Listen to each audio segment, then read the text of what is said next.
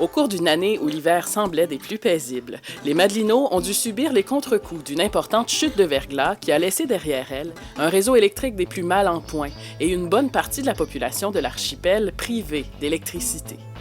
Une situation exceptionnelle et difficilement planifiable.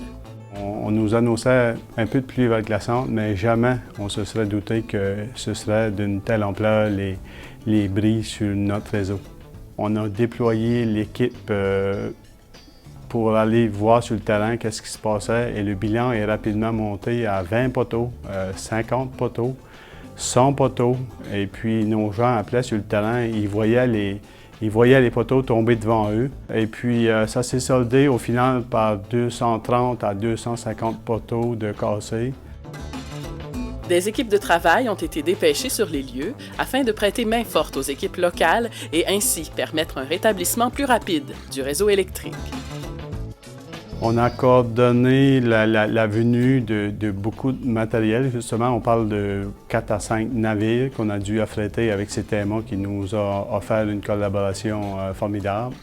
Et puis, on a dû mobiliser plus de 200 personnes sur le terrain pour répondre à la situation d'urgence, dont un peu plus d'une centaine de monteurs de ligne qui ont opéré toutes les nacelles que vous avez vues sur le territoire au fil de la semaine. On a dû également affréter plusieurs avions pour apporter du matériel aux îles et apporter des travailleurs également au courant de la semaine. Une des solutions novatrices un peu, il a fallu décider tôt en début de semaine qu'on allait installer une génératrice sur l'est parce qu'il nous apparaissait avec tous les dommages qu'on avait sur les 2 lignes qui vont vers l'est que ça prendrait un peu plus de temps à rétablir que ce qu'on trouvait acceptable. Donc de là a été prise la décision très tôt dans l'exercice de mobiliser des gens qui sont venus de Montréal avec génératrice, transfo et tout ce que ça prend autour de ça pour alimenter à partir du poste Gros-Îles nos clients de Gros-Îles et Grande Entrée pour qu'ils aient recouvert le service à peu près en même temps que la masse, là, soit en milieu de semaine. Vu l'ampleur de la situation, les mesures d'urgence ont été déployées afin d'assurer la sécurité de chacun jusqu'à ce que la vie reprenne son cours normal. Pour le lien avec la population qu'on a eu cette semaine, on a travaillé en étroite collaboration avec le comité de coordination des urgences de la municipalité, avec lequel on a eu très bonne collaboration.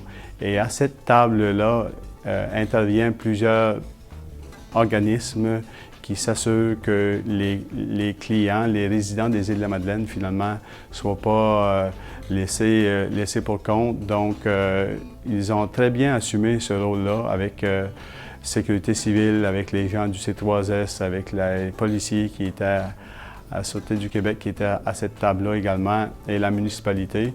Donc, ils ont assumé ce rôle-là de bonne façon, je crois, avec la population. Et nous, on était en soutien, en communication, en transparence avec eux pour qu'on se donne leur juste, pour qu'on convienne de la stratégie de certaines interventions qu'on faisait sur le terrain, pour les informer de nos actions. Ce que ça nous a enseigné, et je crois là-dessus qu'on a bien réussi, c'est de se mobiliser rapidement, de prévoir dès les premiers instants tout le besoin de matériel et le besoin des travailleurs, particulièrement aux Îles-de-la-Madeleine où on est un endroit que je qualifierais assez difficile d'accès en période hivernale.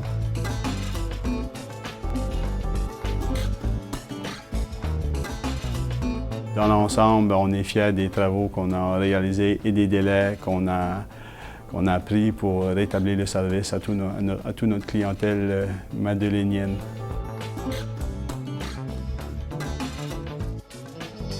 Je profite du moment qui m'est offert pour remercier sincèrement chacune des personnes chez Hydro-Québec, aux Îles-de-la-Madeleine ou ailleurs qui s'est investie à fond dans l'événement, de même que tous nos partenaires locaux qui ont offert un service sensationnel. Merci beaucoup à chacun de vous. Les Madelinots garderont longtemps en mémoire cet épisode surprenant. L'élan de solidarité qui a traversé les îles passera certainement à l'histoire.